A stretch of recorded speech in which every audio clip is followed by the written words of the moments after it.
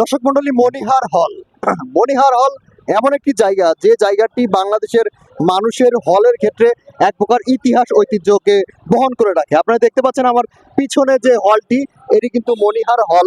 এই হলটিকে রিসেন্টলি নাকি ভাঙার জন্য চিন্তা ভাবনা করেছে তারা। এখনকার যুগে এই যে সিনেপ্লেক্সের যুগে সিনেপ্লেক্স ছাড়া কিন্তু আর হলগুলো চলছে না, সেই জন্য এটা বড় আকারে করার জন্য, সিনেপ্লেক্স আকারে বানানোর জন্য কিন্তু এই হলটিকে নাকি খুব শীঘ্রই ভাঙা হবে, এরকম তথ্য আমরা পেয়েছি। তাই দেখলাম যে মনিহার হলটি যেহেতু খুব শীঘ্রই ভেঙে ফেলা হবে, এরকম অবস্থায় আপনাদের সাথে একটু সরাসরি এই হলটা নিয়ে কথা বলি। যেহেতু এই যুগ হচ্ছে সিনেপ্লেক্সের যুগ, হলগুলো দিন দিন হারিয়ে যাচ্ছে, কিন্তু ইতিহাস স্মৃতিগুলো কিন্তু সবসময় রয়ে যাবে।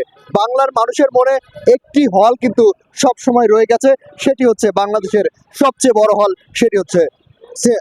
সেটি হচ্ছে মনিহার হল। আর আমরা এই হলের সামনে দাঁড়িয়েছি। এই হলটিকে এখন যেরকম দেখতে পাচ্ছেন, হয়তোবা আজ থেকে 1 মাস পরে 2 মাস পরে এই হলটিকে যখন ভেঙে ফেলা হবে, তখন আর এই অবস্থার ভিতরে থাকবে না। তো শেষ যে দেখাটি সেটি আপনারা দেখে নেন। এবং এই মনিহার হলে কিন্তু 9টির মতো শো হয়ে থাকে, এবং এখানে আমরা অনেককেই দেখতে পাচ্ছি। কি অবস্থা ভাই? এই হলের সামনে দাঁড়িয়ে আছেন, হলে মুভি দেখা হয়েছে? জি না। দেখেন নাই? হলে কোনো ছবি দেখেন নাই? না না না দেখেন নাই? কি অবস্থা ভাই, হলে কখনো ছবি দেখেছেন? হ্যাঁ দেখছি। আচ্ছা, এই হলে ছবি দেখে কি মজা পাওয়া যায় কেমন? হ্যাঁ আলহামদুলিল্লাহ ভালোই। এই হলে আপনি কয়বার মুভি দেখছেন, ছবি দেখছেন? 4-5 বার। আচ্ছা, এই হলটা কতদিন আগে তৈরি হয়েছে? এটা আমি জানি না ভাই, আমার বাড়ি পাবনা, আমি জানি না। পাবনা আপনার ভাই না? কি অবস্থা ছোট, জানো না এগুলো?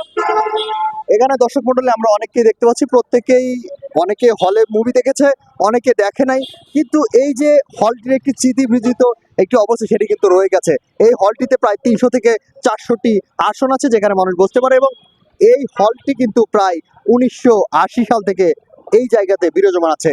অনেকে বলছে যেহেতু 1980 সালের আগেও, অনেকে বলছে এটি 1980 সালের আগেও হতে পারে।